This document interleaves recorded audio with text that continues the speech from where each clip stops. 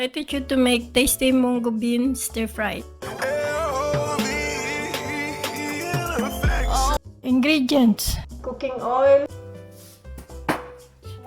garlic, onion, Munggo beans, moringa leaves, pork, shrimp, rice noodle, pepper, salt, and magic syrup. Add cooking oil, add garlic, add onion, add ginger, add pork, add shrimp, add salt, add pepper, magic syrup, add Munggo beans, add 3 cups of water, 1, 2, 3, add rice noodle, add moringa leaves, simmer for 5 minutes.